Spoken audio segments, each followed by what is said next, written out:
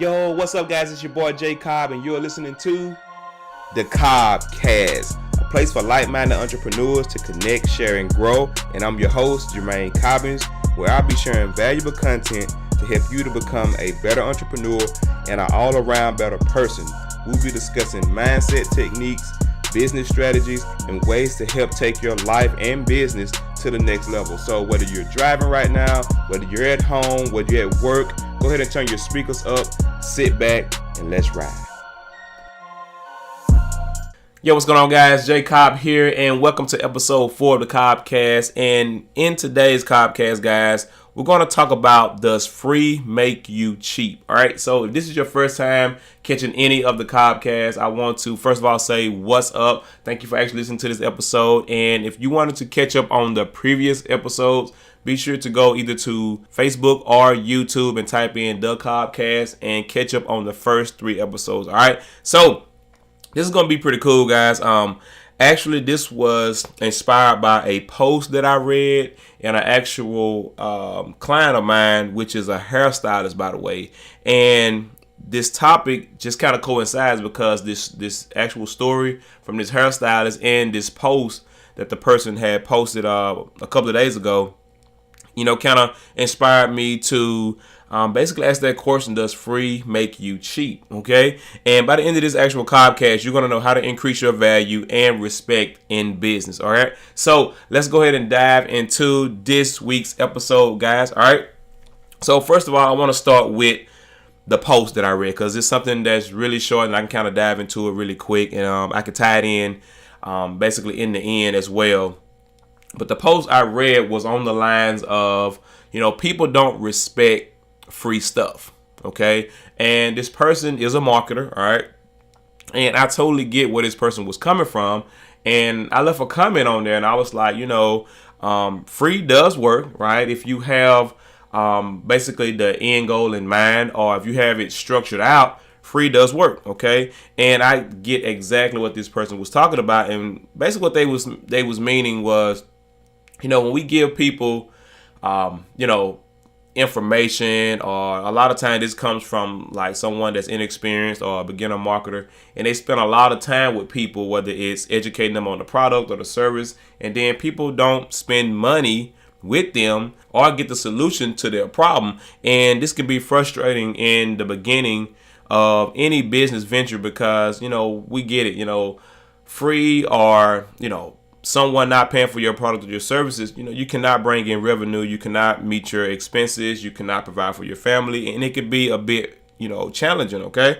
But I read between the lines on this post, and maybe that person will stumble upon this actual Cobbcast, and maybe it'll give them a different perspective on the term free, all right? But does free make you cheap? The reason why I asked it this way, guys, I know a stylist, and keep in mind that I coach many business owners. It doesn't matter if they are hairstylists. I know I got a buddy of mine that's he owns a pressure washing business. I have a buddy that's also into construction work. He does masonry. You know, it doesn't really matter. I've helped personal trainers. So if you're in business, man, you know, reach out to me, guys. I would love to, you know, set up a free discovery call with you guys, 15-minute discovery call. And we just dive deep into your business and see what some of your goals are and things like that. But I just want to talk about this hairstylist, all right? And keep in mind, guys, I've been knowing this stylist now for a good amount of years. And by the way, does exceptional work. I mean, you know, she's real reputable. Her prices are fair. We're going to talk about that as well. But there are times where I've told her that you undervalue yourself. I told her that, you know, you should be basically charging more. And a lot of times people don't see their value, and it comes from like mental blocks. Okay. And I'm not saying, you know, that charging more is technically ripping people off. But the idea is so many times we don't know how to basically gauge our prices and gauge our work. All right. And basically this story of this hairstylist, she had an issue where she had one of her clients to go to someone else and pay for a hairstyle. All right. Now, the thing is, it happens, right? You have hairstylists that have, loyal customers, and sometimes they may go somewhere else, right? And, it happens, and it can, break trust. It can break relationships and things like that. It can kind of alter your business. But the idea is you got to understand, what made this customer go to someone else, right? And in this particular incident, the customer went to someone else and actually paid someone else more money than they would have paid, this stylist that I know. Now, it happens, all right? And we cannot compare our business to other people's prices, but yet this is something I told this stylist. I was like, well, why would someone go somewhere else and pay more money for someone else? And this is just a gut check. Like, why would they do that? And of course, the natural reaction is, well, their prices are higher than mine. Okay, what makes their prices higher than yours, right? And to go a little deeper in this, well, when the person paid for this other style, what happened was the hairstyle was getting a lot of bad reviews, right? Like, people was asking, like, why is it looking like this? And on top of that, it was actually coming apart, right? It wasn't, holding up per se. It wasn't good quality of a style. So what that person done, that person reached out to the stylist that normally does their hair and basically asking, can they redo it? They had some type of event coming up and they wanted to know, can they redo it? And the hairstylist was like, no, I'm not going to do it, right? And yeah, I kind of got a little frustrated because I look at it as you're blocking your money. Now, stylists out there that's listening to this, or other business owners that may be listening to this, maybe something like this has happened to you guys before, and I want to know in the comments below, what is your ideal on taking this client back, or still serving this client? And what I was basically telling that stylist was this: stop blocking your money, okay? And we got to understand the difference between business and personal. And I felt like that business owner or that stylist was taking this personal, right? You may have your feathers ruffled a little bit, and that's perfectly fine. But the idea is, she was saying that it wasn't personal. It was more so that she knew that this person didn't have the money to pay her. And I was like, well, that's not true. I said, because she actually paid someone else more money than she typically pays you. And it doesn't matter whether that person, borrowed the money or sold some things to get the money. The idea was this stylist was judging that customer because, they were a customer that really is known for not having the money. Does that make sense? Right? So I was telling her that even though that person may or may not have the money, that's not for you to decide. You still want to provide a price for that person. Now, if you want to tack on a fee for going over someone else's work or whatever the case may be, I felt like that's perfectly fine, because you have to teach your customers in some cases that, okay, there is a penalty from, for going somewhere else and then having me to fix someone else's work, right? And, it's part of business. I was just telling her that it's not fair to you to just say, okay, well, no, I'm not going to do it. At least set that price and say, okay, well, yeah, it's going to be X amount of dollars. And if that person gives you like, wow, why the crazy price? Or, I didn't know you charged that much, or why are you charging me that much? You just tell them that's the price for having me to go over someone else's work, right? And it was just one of those conversations that, trying to get that stylist to really understand that, maybe she's valuing herself less because someone out there is charging more money and doing less quality work. And for the expertise, for the experience that she has, for the durability of the styles, why is it that someone else went to another person to get this style done? And a lot of time, guys, we try to give favors, right? We try to help friends and family out. And this just basically ties into the topic for today. How do people see you as that business owner? Yo, what's going on, guys? J Cobb here. So I hope you're enjoying this episode as much as I am. If so, do me a favor by smashing the like button. Don't forget to share this video out and be sure to leave a comment. Also, if you're ever looking for ways to generate income from home on a shoestring budget, even with limited time, then I'm your guy. There should be some links below in the description, guys. Also, if you're just really loving this Cobbcast episode and you want to contribute, there will be a link below for contributions. Other than that, guys, we're heading back to your Cobbcast episode. Thanks for listening. Like, are you known for people wanting to get a discount? Are you known for people that's looking for favors? Are you known for people, basically just trying to get over you, right? And if that's the case, continue listening, all right? So here's the deal. I want to teach you how to increase your value and respect in business, because that's really what it boils down to. Now, me personally, I don't get people reaching out to me saying, hey, man, I need a favor. Can you coach me, and I'll pay you at the end of the month, right? I don't have anyone coming to me saying, hey, right now I don't have the money, but can you do X, Y, Z, right? Why is this?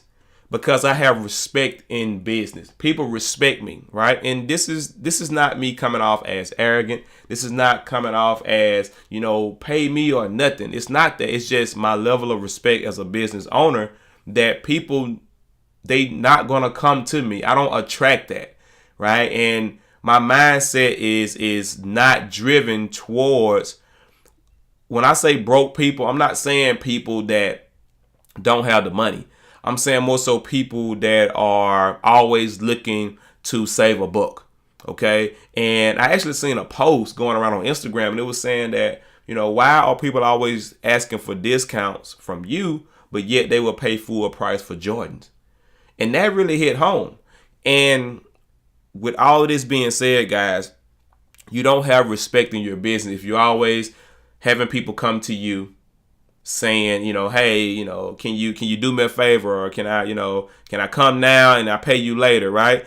That's not how a business should be operated, because, guys, you have expenses, you have family to feed, right? And I cannot base my business off promises, okay? So the idea is, how do you get to this level of respect? All right. First of all, you need to remove the money cap, right? You have this cap on your mind, this limiting belief about money, right? You have this belief that, I'm overcharging people, right? You have this belief that, okay, if more people are buying from me, then that's a good price, right? A lot of times we lower our price for cheap people. We are lowering our value. We are lowering our work.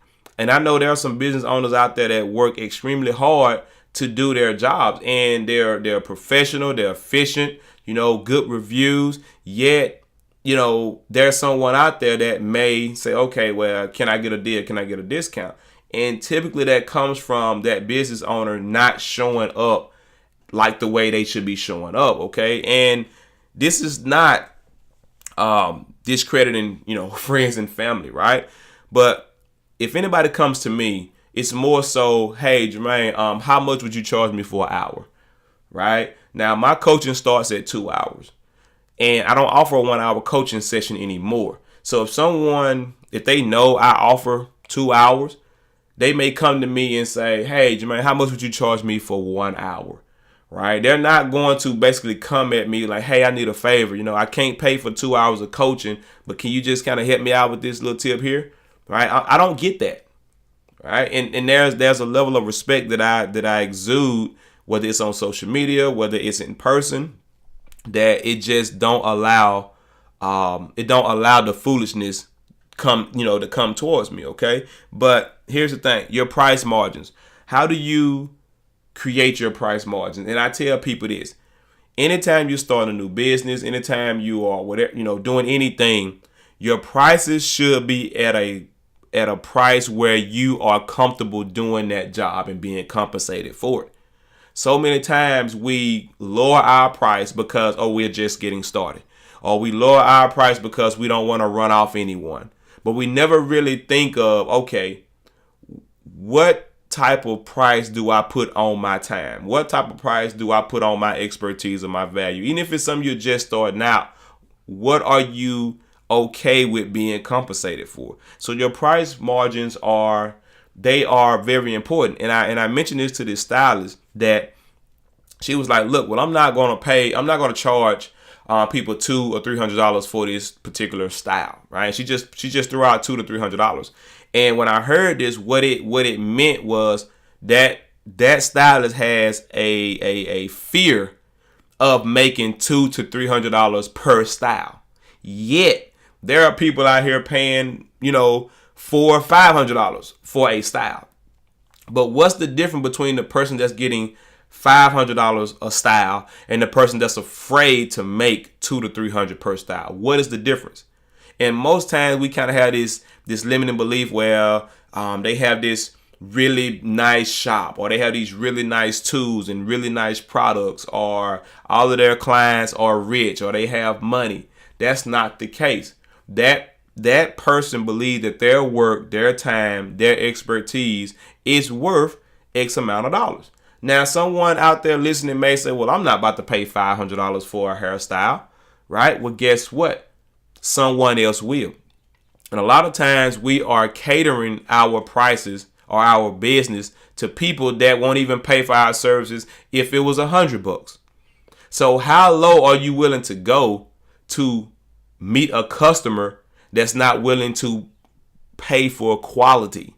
And you just got to really understand this, guys. And this just comes with time. So my advice, guys, when it comes to your price margins, first thing is just pick a price that you're okay with being compensated for, regardless of what the person next door is doing, regardless of what your competitors are doing. Just pick a fair price. All right. Next thing is, if you don't give favors, people won't expect favors. And a lot of times people come to you or come to their stylist because of they come to that person needing favors. Why? Because that person is known for giving favors. They have given favors in the past, right? And you heard the saying, you give a person an inch, they take a mile. And that's what has happened to this person, whether it's friends, family. We always kind of, do this. But yet when we create this monster, now we have a hard time killing this monster. So don't start off giving favors. Stand by your prices, stand by your margin, and just let that person know, say, hey, well, this is my fee. Let me know when you're ready. Okay. And if they want to pick someone else cheaper, let them pick someone else cheaper. If they want to pick someone else just because they pissed off and you didn't give them a price, let them pay more somewhere else. But don't wall yourself up saying, well, I'm not going to do this because I don't like this person, or because this person went here first, or I told this person this person wasn't going to do a good job and you didn't want to listen. Now you want me to do it. Don't do that. Always give your price. All right. And remember, guys, how others see you is going to be the level of money that they're willing to pay you. Simple as that. You can do amazing work, but if they don't see you as that professional, if they don't see you as a trustworthy person, they're not going to pay you for that service. Yet someone else may not do as good of a job, but if they see that person as, someone that they, look up to or respect, they're willing to pay any price just to have that person to, get in their head or to provide whatever, products or services that they have to them. And that's how it is when it comes to my coaching. People reach out to me because they feel that I'm going to give them a strategic strategy on how to do a particular thing to get them results in their life or in their business. And that's just something that I stand by. If I can't help you, I want it hard for you to go out and find someone that could provide a better service than me. All right. So I hope you guys got value, man. Be sure to head over to YouTube, head over to Facebook to catch up on previous episodes, guys. If you guys really enjoyed this, man, be sure to give this video a thumbs up. Be sure to leave your questions and concerns in the actual comments below. All right. And I will see you guys next week on the next episode. It's your boy J Cobb. Be humble, be consistent, be you.